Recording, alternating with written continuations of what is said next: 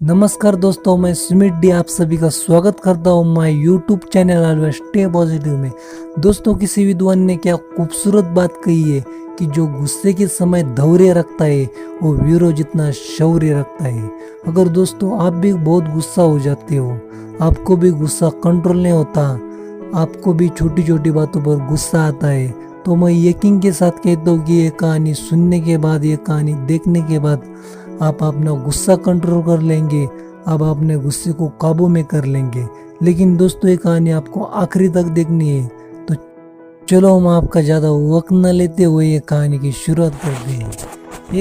एक समय की बात है, राजा का दरबार लगाया हुआ था, लेकिन धूप में लगाया हुआ था, क्योंकि सर्दियों के दिन थे तो अक्सर राजा की चौपाल वही लगा करती थी। राजा लोगों की अपील सुन रहा था और सब कुछ ठीक ठाक चल रहा था। तभी भीड़ में से एक आदमी खड़ा हुआ और वो बोला कि मुझे राजा से मिलना है। उस आदमी को तुरंत ही राजा के सामने लाया गया और राजा ने उस आदमी से पूछा कि बोलो, तुम क्या चाहते हो। उस आदमी ने राजा से कहा कि हे राजन, देखो मेरे पास 2 हीरे हैं, इसमें से एक असली है और एक नकली है। आज तक इसमें से कौन सा हीरा असली है ये कोई भी नहीं परख पाया है, ये कोई भी पहचान नहीं सका। राजन, अगर आप इसे पहचान लेते तो मैं ये असली हीरा राज्य के खजाने में दान कर दूंगा। लेकिन राजन, अब अगर आप इसको पहचान नहीं सके तो मुझे आपको इस असली हीरे की कीमत चुकानी पड़ेगी। राजा ने स्वीकार कर लिया और प्रक्रिया शुरू हो गई। सब अपना अपना दिमाग लगा रहे थे, कोई हिम्मत नहीं कर पा रहा था। सब डर रहे थे कि कहीं हम बोल दिए और राजा हार गया तो हार की जिम्मेदारी ना हम पर आ जाए, इसलिए सब चुप थे।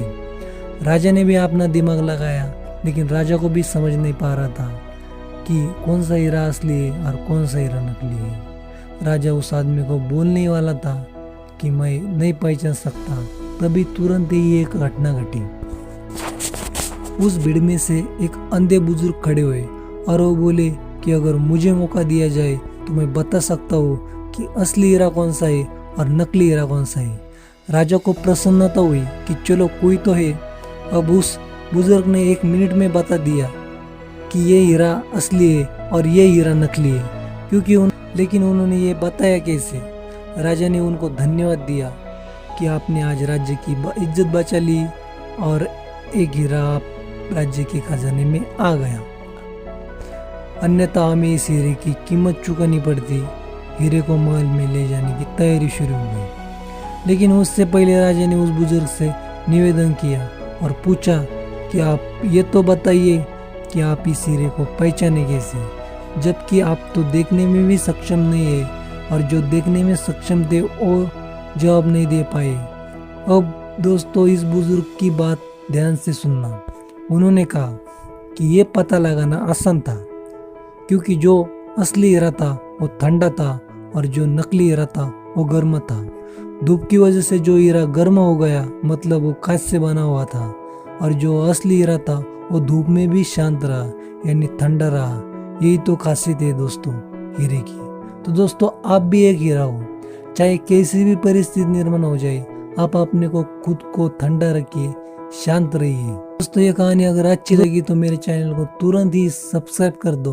तो दोस्तों, और इस कहानी से हमें यही सीख मिलती है कि गुस्सा कंट्रोल करना चाहिए, गुस्से पर काबू लाना चाहिए, क्योंकि गुस्से से हमारा नुकसान ही नुकसान होता है। तो दोस्तों, आपको ये कहानी कैसी लगी है प्लीज कमेंट करके बताना, लाइक और शेयर भी कर देना। आपने अपना अनमोल कीमती वक्त निकाल के ये कहानी सुनी, इसलिए मैं आपका दिल से शुक्रिया अदा करता हूँ। धन्यवाद, थैंक यू।